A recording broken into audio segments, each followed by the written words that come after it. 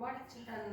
We learned in detail about the blood as one of the connective tissues, and it is unique of all other connective tissues.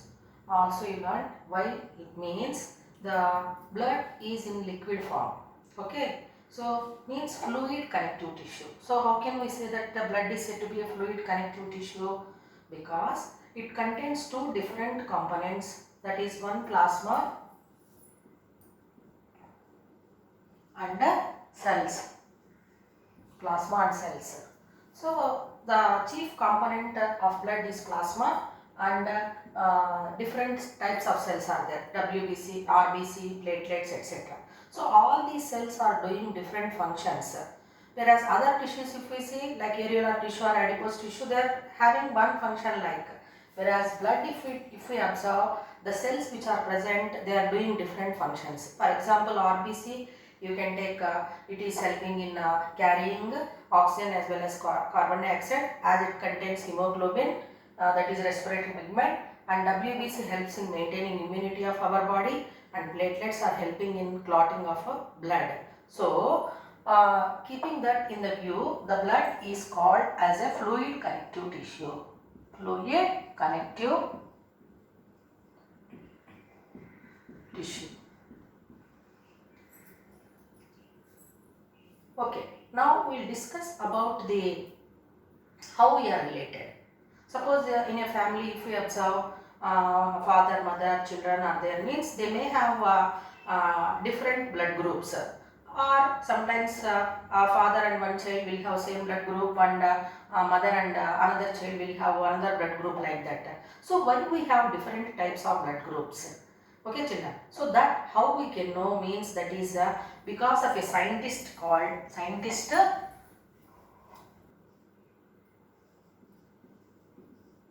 Carl Landsteiner. Carl Landsteiner in 1900 year. He divided the human beings into four blood relations. How means in human beings we have four major types of blood groups. So for the first time, Carl Landsteiner in 1900 year.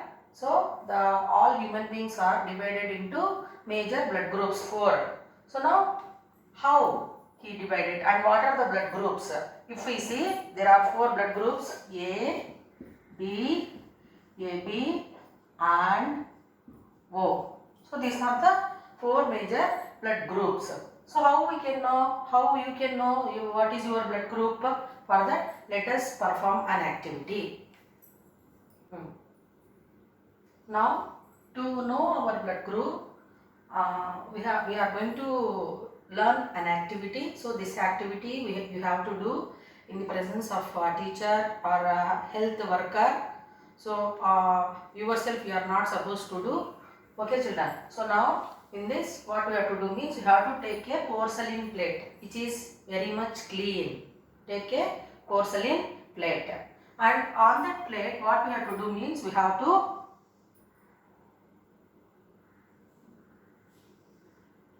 with the help of wax pencil, we have to mark circles like this.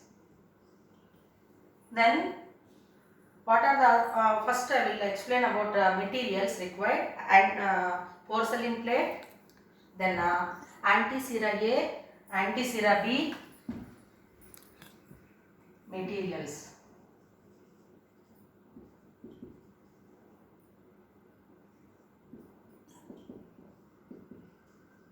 Anti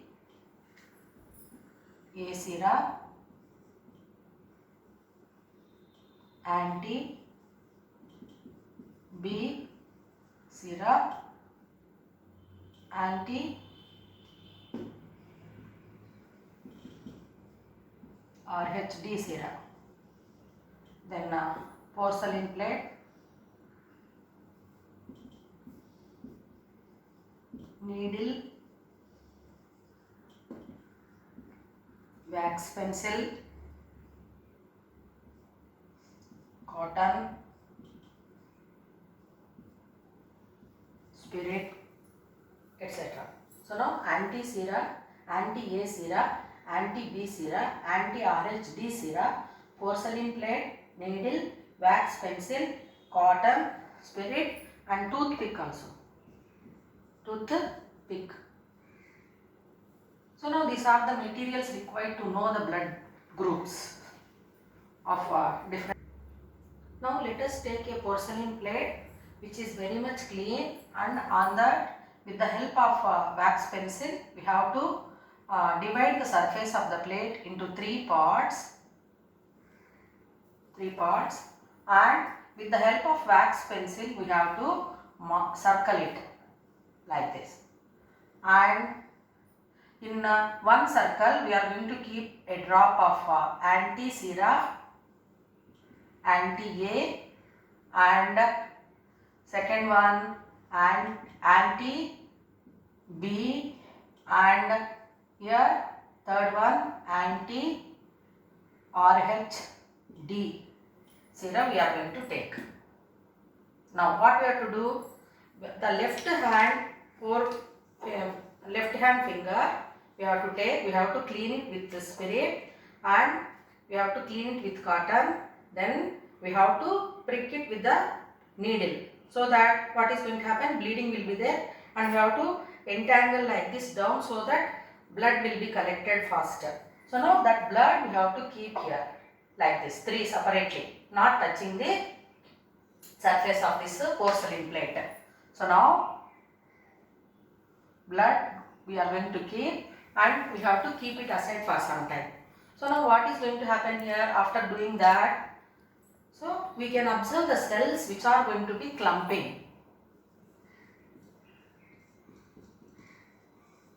Clumping of blood cells, especially what type of blood cells? RBC. So what is that clumping of blood cells? That clumping of blood cells, especially RBC, it is called as agglutination.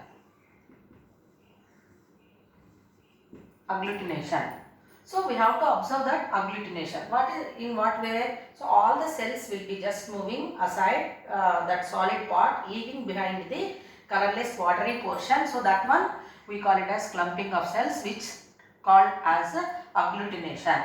So now how we can know that? How we can know? So in anti-sera A and B, the agglutination is going to be taking place at faster rate, whereas RHD takes little bit slowly. So now how we can identify that what is our blood group? Let us learn it. If agglutination of blood cells is going to take place with anti-A, yes. Anti-B, no agglutination. So then the type of blood group is A.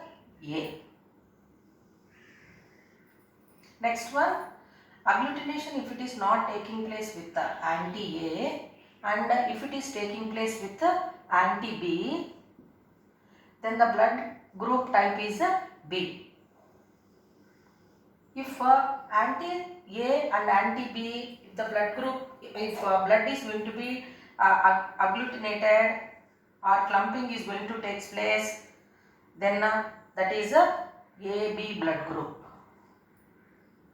And no clumping of blood cells in both anti-A and anti-B, then it is a O blood group. So now we have 4 different types of blood groups. So we can identify what type of blood group we have. So now what is the importance of knowing blood groups? So if we know our blood group, then it is easy for us to if we are in need of blood during surgery or any essential time, at that time we can get the blood from donor. Okay children. So that is the reason the blood groups, knowing blood groups is very, very important for us. So I hope you understood A, B, AB and O. So here AB blood groups anti-sera A and B. So they are having, so AB blood group people are called as a AB blood group people. Antigen A and antigen B both are present in their blood group, so they can receive blood from any person. Is it clear to you? They can receive blood from A or B or AB or O. So AB blood group people are called as a universal recipients. Universal recipients or universal acceptors also. Why? AB blood group persons are having the antigen A and antigen B. So that here they can receive blood from any group, so they are called as universal recipients. And O blood group, if we observe, there are no antigens, only antibodies are present, so they can donate blood to A group, B group, AB group and O group. So this O blood group people are called as a universal donors. Universal donors. Now you may get a doubt. Teacher has teacher has said about RHD. So what is that RHD is going to make you to understand. So clumping mostly it will take place. So that is said to be positive group. Is it clear to you? So clumping if it is taking positive. So like A positive, A negative, B positive, B negative, AB positive, AB negative, O positive, O negative. So how that positive and negative we are going to get? Clumping of blood cells if it is happening with the RHD factor. RHD factor. Is it clear to children? So like that we can able to know our blood groups positive or negative. So now we learned about the different types of blood groups and how they are very important for us, and make a habit of donating blood so that you can save the people who are in need of blood. While doing this activity, we have to follow some precautions. They are very important. You will be given in the question paper also. So now what are the precautions we have to follow while doing this activity? So we are not supposed to use same needle for all the people. Okay children. Why? Because if you are using same needle, maybe any one of the students or any one of the persons are having any disease. So chances are there for spreading of that disease to others. Then so for that what you have to do? Use disposable needle. Use a disposable needle and do not prick too much harshly. Why? Because it may lead to some problem. So we are not supposed to do that. Then this activity we have to do in the presence of your teacher or a health inspector. Okay. So till now we learned about animal tissues, different types of animal tissues, and what are their functions. All we have discussed in this lesson. Thank you.